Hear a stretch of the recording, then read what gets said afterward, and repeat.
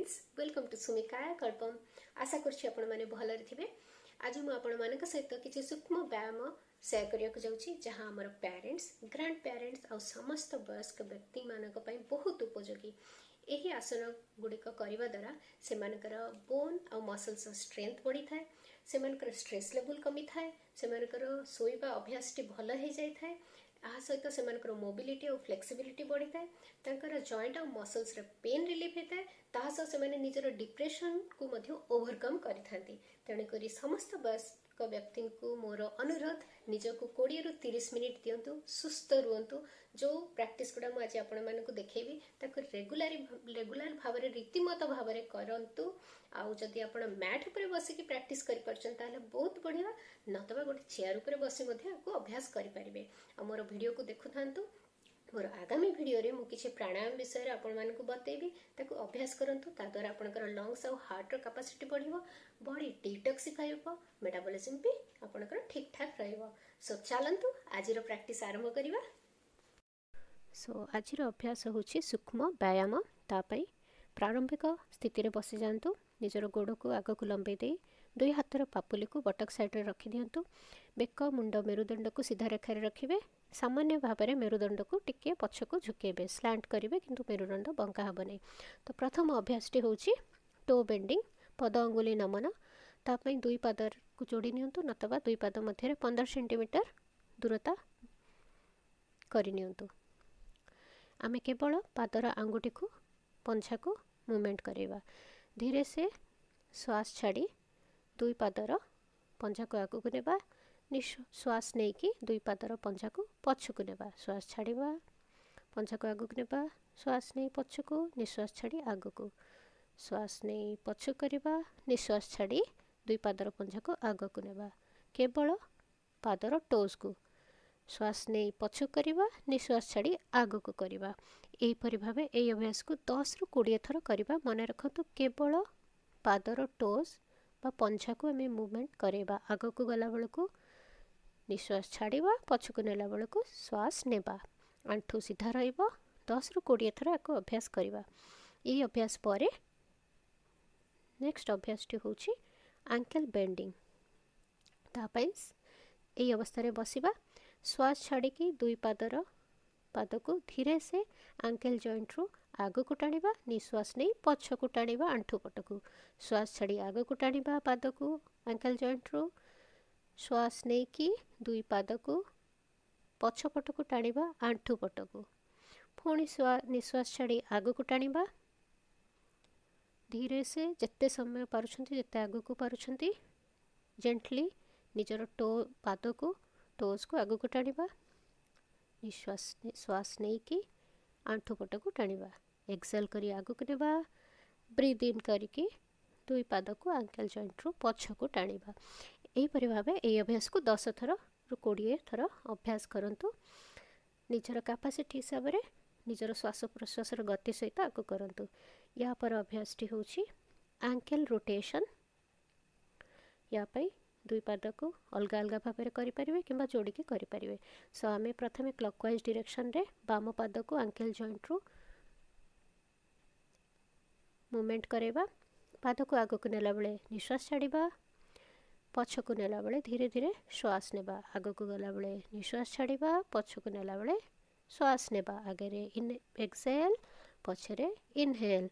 Breathe out, breathe in, breathe out, breathe in. Forward movement रे breathe out, backward movement रे breathe in. Ankle joint रू पाद को clockwise direction रे 10 थर मूवमेंट करे सरला परे से बाम पाद को एंटी क्लॉकवाइज डायरेक्शन रे 10 थर मूवमेंट करेबा। मन रखंतु आग को नेला बेल को पाद निश्वास छाड़िबा, पछकु नेला बेल को श्वास नेबा। पुणी ये अभ्यास को हमें डाहाण पादरे करिबा। बाम पादरे 10-10 राउंड कर सारा पर आगू गला बेले निश्वास छाड़िबा, पछकु गला बेले श्वास नेबा। सेम अभ्यास को डाहाण पादरे करिबा। निश्वास छाड़ी आगू को नेबा, श्वास नहीं पछकु जिबा। निश्वास छाड़ी आगू को, श्वास नहीं पछकु।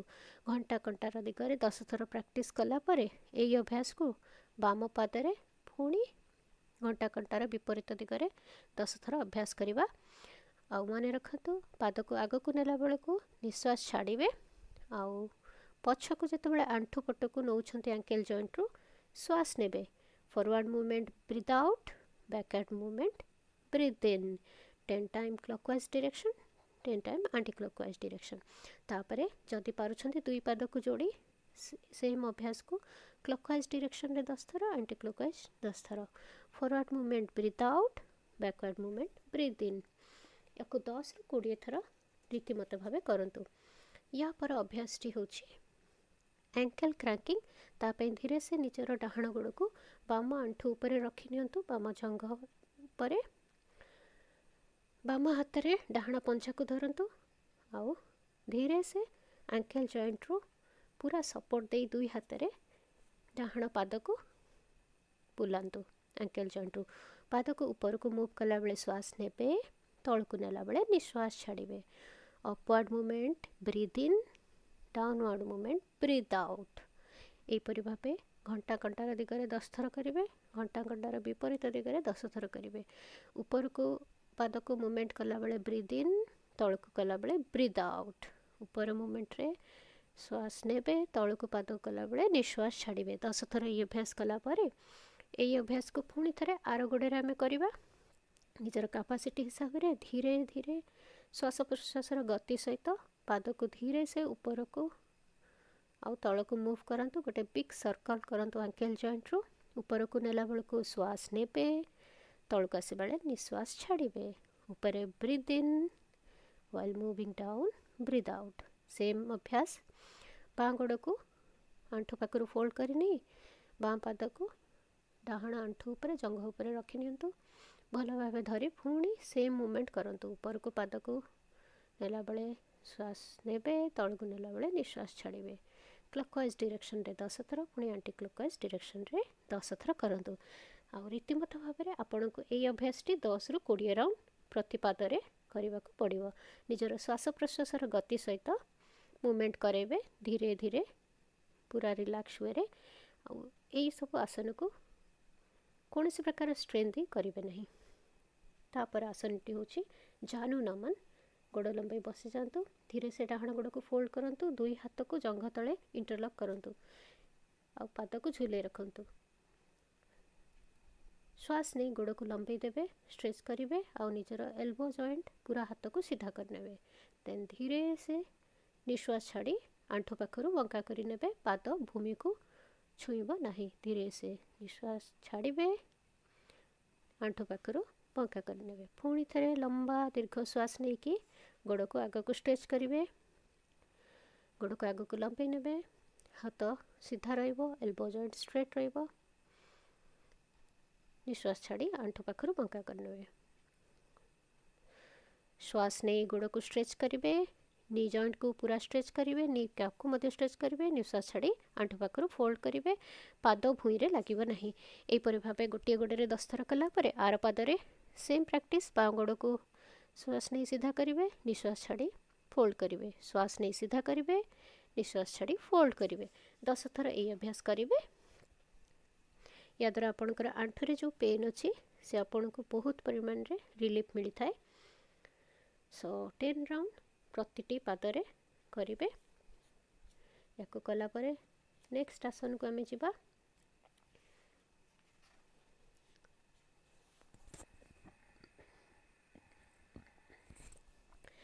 नेक्स्ट आसन टी होची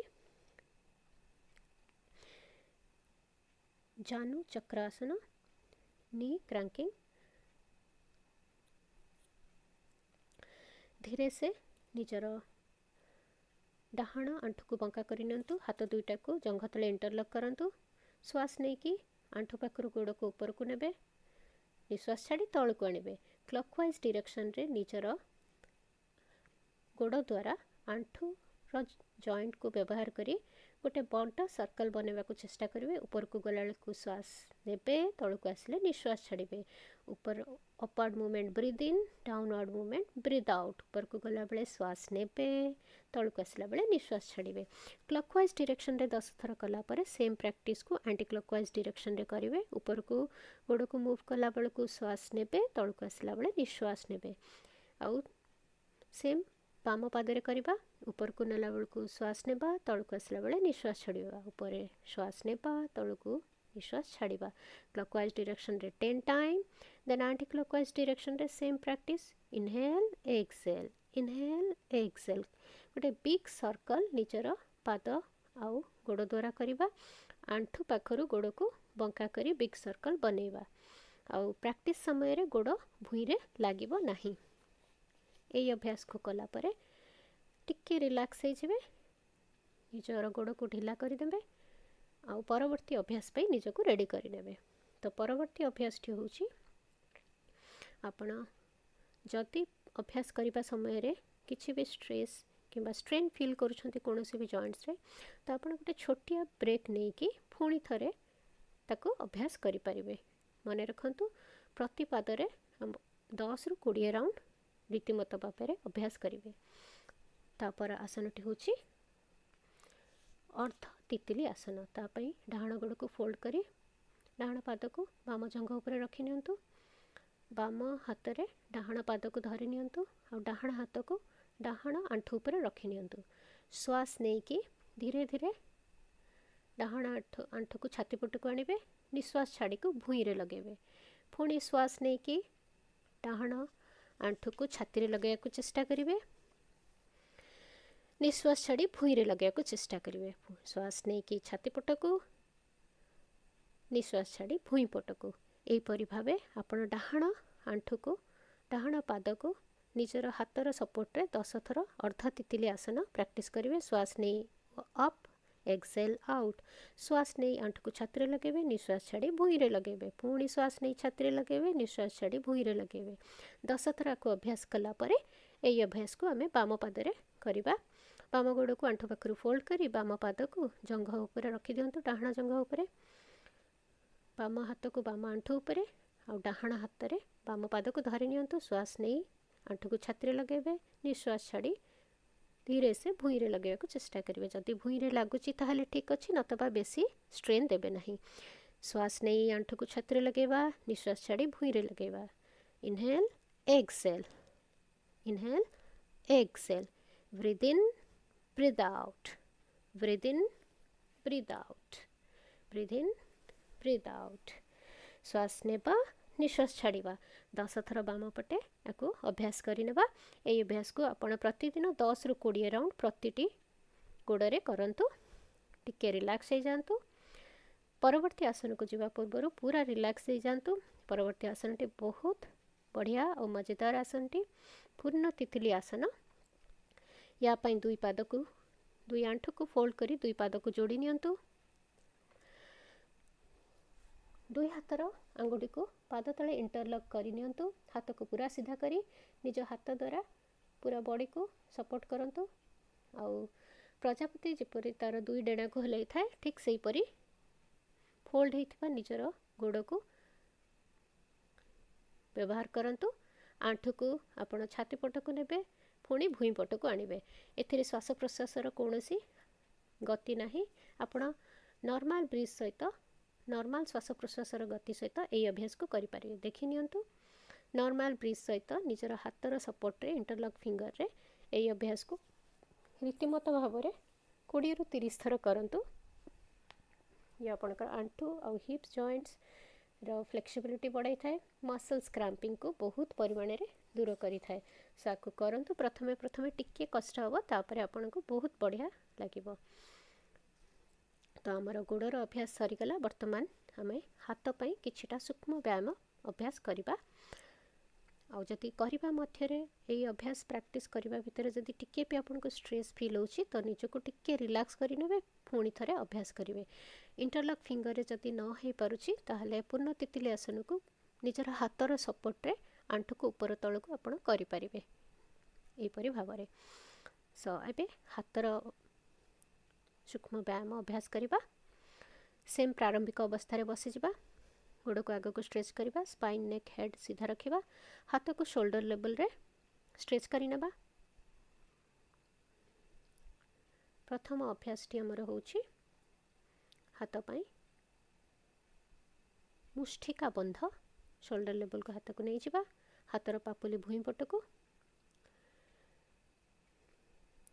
এই অবস্থায় শ্বাস নেবা নিঃশ্বাস ছাড়ি গোটে টাইট মুঠা বନେଇବା এই মুଠିକା ବନେଇବା ପୂର୍ବରୁ ନିଜର ବୃଦ୍ଧା ଆଙ୍ଗୁଳିକୁ ଭିତରେ ରଖି ଅନ୍ୟ ଆଙ୍ଗୁଳି ଗୁଡ଼ିକ ତା ଉପରେ ରଖିବା। ଶ୍ୱାସ ନେଇ ହାତକୁ ଖୋଲି ନେବା ନିଶ୍ୱାସ ଛାଡ଼ି ଟାଇଟ୍ ମୁଠା ବନେଇବା। ପୁଣି ଶ୍ୱାସ ନେଇ ହାତ ଖୋଲି ନେବା ନିଶ୍ୱାସ ଛାଡ଼ି ମୁଠା ବନେଇ ନେବା। ଏହିପରି ଭାବେ ଏହି ଅଭ୍ୟାସକୁ 10 ଥର କରିବା। ମିନିମମ୍ 10 ରାଉଣ୍ଡ, ଯଦି ଆପଣ ପାରୁଛନ୍ତି ଦିନକୁ 20 ରାଉଣ୍ଡ ମଧ୍ୟ ଅଭ୍ୟାସ କରିବେ। ଶ୍ୱାସ ନେଇକି ଆଙ୍ଗୁଠି ଖୋଲିବା ଆଉ ତାପରେ ଅଭ୍ୟାସଟି ହେଉଛି ରିଷ୍ଟ ବେଣ୍ଡିଂ। ସେମ୍ ସୋଲ୍ଡର ଲେବୁଲରେ ହାତକୁ କରିନିଅନ୍ତୁ। ହାତର ଆଙ୍ଗୁଠି ଗୁଡ଼ିକୁ ସିଧା କରି ରଖନ୍ତୁ।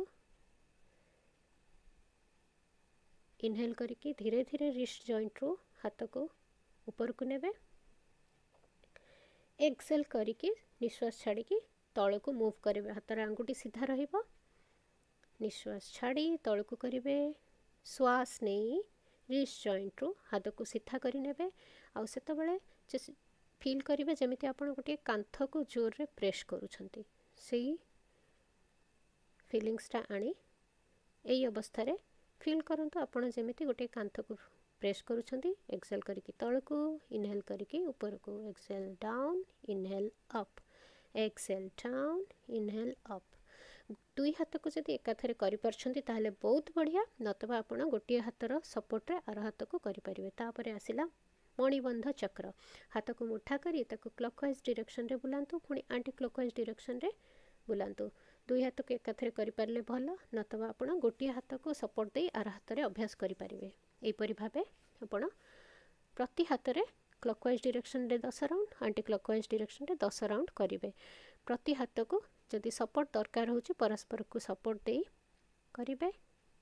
ଆଉ ଯଦି ଦୁଇ ହାତକୁ ଏକାଥରେ ଅଭ୍ୟାସ କରିପାରୁଛନ୍ତି ତ କ୍ଲକ୍ୱାଇଜ୍ 10 ଥର, ଆଣ୍ଟି କ୍ଲକ୍ୱାଇଜ୍ 10 ଥର। ହାତକୁ ଉପରକୁ ନେଲା ବେଳକୁ ଶ୍ୱାସ ନେବେ, ତଳକୁ ଆଣିଲା ବେଳେ ନିଶ୍ୱାସ ଛାଡ଼ିବେ। ଯଦି ଶ୍ୱାସ ପ୍ରଶ୍ୱାସ ସହିତ ମୁଭମେଣ୍ଟ କରିପାରୁଛନ୍ତି ତାହେଲେ ଠିକ୍ ଅଛି, ନତବା ଆପଣ ନର୍ମାଲ ବ୍ରିଜ୍ ସହିତ ଏହି ଅଭ୍ୟାସକୁ ରୀତିମତ ଭାବରେ କରନ୍ତୁ। 10ରୁ 20 ରାଉଣ୍ଡ ନିତାନ୍ତ ଭାବେ କରିବେ। ହାତକୁ ତଳକୁ କରି ରିଲାକ୍ସ ହେଇଯାଆନ୍ତୁ। ନେକ୍ସଟ ପ୍ରାକ୍ଟିସ୍ ଆମେ କରିବା। ସହଜ ଓ ସରଳ ଉପାୟ ବହୁତ ଇଫେକ୍ଟିଭ୍। ହାତକୁ ସୋଲ୍ଡର ଲେବୁଲରେ ଷ୍ଟ୍ରେଚ୍ କରି ପୁଣି ଥରେ ସେଇ ଅଭ୍ୟାସକୁ କରିନେବା। ମନେ ରଖନ୍ତୁ, ଏହି ଅଭ୍ୟାସ ସମୟରେ ଯଦି ଆପଣଙ୍କୁ ଟିକିଏ ବି ଷ୍ଟ୍ରେସ୍ ଫିଲ୍ ହେଉଛି ଆପଣ ସର୍ଟ ରିଲାକ୍ସେସନ୍ ପରେ ହିଁ ଆଉ ଥରେ ପ୍ରାକ୍ଟିସ୍ କରିକି ନିଜର ରାଉଣ୍ଡକୁ କମ୍ପ୍ଲିଟ୍ କରିବେ। ଆମର ବର୍ତ୍ତମାନ ମଣିବନ୍ଧ ଚକ୍ର ରିଷ୍ଟ ଜଏଣ୍ଟ ରୋଟେସନ୍ ସରିଲା। ଏବେ କରିବା ଏଲ୍ବୋ ବେଣ୍ଡିଂ। ହାତକୁ ଷ୍ଟ୍ରେଚ୍ କରି ନିଅନ୍ତୁ। ହାତର ପାପୁଲି ଛାତି ପଟକୁ ଏଠି ଇନହେଲ୍ କରିବେ। ଏକ୍ସେଲ୍ କରିକି ଧୀରେ ଧୀରେ ଏଲ୍ବୋ ଜଏଣ୍ଟରୁ ହାତକୁ ଫୋଲ୍ଡ କରି ନିଜର ଆଙ୍ଗୁଠି ଗୁଡ଼ାକୁ ସୋଲ୍ଡର ବ୍ଲେଡ଼୍ରେ ଲଗାଇବେ। ପୁଣି ଇନହେଲ୍, ହାତକୁ ସିଧା କରିନେବା। ଏକ୍ସେଲ୍ କରି ହାତର ଆଙ୍ଗୁଠିକୁ କାନ୍ଧରେ ଲଗାଇବା। Inhale straight, exhale back, inhale straight, exhale fold। Same अभ्यास को साइड पटे करवा। श्वास नहीं सीधा करवा, निश्वास छाड़ी फोल्ड करी हाथर आंगुठी को कांधरे लगेवा। ये अभ्यास को जब दुई हाथ में एकाथरे करें ठीक अच्छे, नतबा गोटे गोटे हाथ में आम प्रथम अभ्यास करवा। 10 राउंड अभ्यास करवा। आपको रीतिमत भाव में करंतु। 10ରୁ 20 राउंड रिलैक्स हो जातु।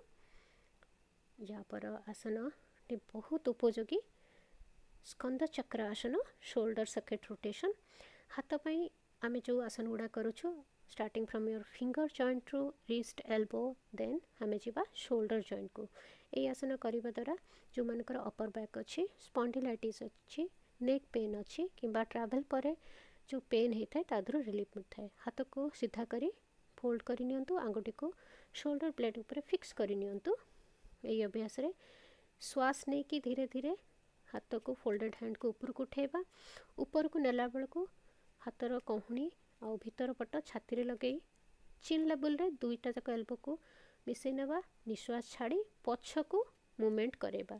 श्वास नहीं ऊपर को मूवमेंट, निश्वास छाड़ी पछ को नेबा। पछ को नेला बेले फील करिवे जेमती किए जणे आपन को हाथ को एकदम पछ को टाणुची। बाय निजर छाती को चौड़ा करी by widen your chest, move your folded hand back, inhale up, exhale down। गोटे डायरेक्शन रे 10 थर हाथ को मूवमेंट करैला परे सेही अभ्यास को आरपट दिगरे 10 थर मूव करेंगे। हाथ को ऊपर को नेला बेलू श्वास नेबे, तल को आनिला बेले निश्वास छाड़िबे। ऊपर को नेला बेले श्वास नेबे, तल को आनिला बेले श्वास छाड़िबे। ऊपर को जते बेले नौछंती दुई हाथ को कान रे लगे, elbow joint together at chin level, छाती रे लगे धीरे से तल को मूवमेंट करेंगे। यही आसनटी बहुत इफेक्टिव। बहुत समय धरी आम बसिकी किसी लिखि था करि थाउ, कंप्यूटर आगे बसी थाउ किंबा बहुत लंबा जर्नी पर जो पेन होता है तादर बहुत रिलीफ मिलता है। सो 10 थर गोटे डायरेक्शन आउ ठीक तार अदर डायरेक्शन रे 10 टाइम कला परे रिलैक्स हो जावा। या पर आसनटी होची ग्रीव संचालन। सीधा ही बसी जातु बेस पोजिशन रे, श्वास छाड़ी मुंड को आग को धीरे से झुकातु, थोड़ी को छाती लगे चेष्टा, मुँह खोलिबे नहीं, श्वास नहीं धीरे से मुंड को पछू करवा, बेक को शोल्डर सकेट रे रिलैक्स करनेबा। आपण चाहिए आखि खोली पारिबे नतबा आखि बंद रखि पारिबे। निश्वास छाड़ी आग को मूव करवा, छाती रे चिन को लगे को चेष्टा, थोड़ी जदि लगुच ठीक अच्छे नतबा जी पारुछंती आगू करेंगे। श्वास नहीं पछक नेबा, रिलैक्स हो जावा। जो मानकर हाइपर टेंशन किंबा लो बीपी अच्छी से मैंने आखि बंद करेंगे नतबा आपण आखि खोली कले ये आखि पाई मध्य गोटे बहुत बढ़िया एक्सरसाइज हो जाए। श्वास निश्वास छाड़ी आग को, श्वास नहीं पछक जावा, निश्वास छाड़ी आग को, श्वास नहीं पछक। 10 राउंड पर साइड टू साइड ये अवस्था श्वास नेबा, निश्वास छाड़ी आगक नेबा, पुणी बाँ पट को जीवा, डाहाण पट को कि बाँ पट को जो मूव करोछंती कान को शोल्डर पर शोल्डर ब्लेड रे लगे धीरे धीरे क्लॉकवाइज डायरेक्शन रे मूवमेंट करेबा। आग को मुंड झुकिला बेलू निश्वास छाड़िबा, निश्वास छाड़ी आग को आसवा। पुणी जितेबाला कांध पाखक जावा, श्वास भीतर को नेबा, ब्रीद इन, कान को शोल्डर रे लगे धीरे धीरे धीरे धीरे ब्रीद इन करी श्वास नहीं, पुणी कान को शोल्डर रे लगेबा, एठू एक्सेल करिबा। Backward movement breathe in, forward movement breathe out. Clockwise direction रे 10 थर अभ्यास कला परे सेम उपाय को एंटी क्लॉकवाइज डायरेक्शन रे आमे अभ्यास करिबा। एकदम धीरे से निजर श्वास प्रश्वासर गति सहित यही अभ्यास को करिबा। तो या द्वारा आपणकर शरीर बेक आउ अपर बैक रे जो स्टिफनेस रही सी दूर हो जाए। सो मन रखु पछक गला बेले श्वास नेबा, आग को गला बेले निश्वास छाड़बार। श्वास प्रश्वासर गति सहित निजर मूवमेंट को फॉलो करेंगे और एकदम धीरे सुस्थ भाव यही अभ्यास को करेंगे विथ फुल अवेयरनेस याको करेंगे। सो ये थिला हमर आज अभ्यास, या रीतिमत भाव अभ्यास करूँ। मु पुणी थे आपण मानक लेकिन आसबि आउ किछि नुआ जिनस शिखाइबापी। सेते जाई हसु थांतु, निजर पूरा पूरा ख्याल रखंतु, पूरा सुस्थ रुहंतु। मोर चैनल को सब्सक्राइब करंतु, शेयर करंतु और कमेंट लिखिबा को मोटे भूलिबे नहीं।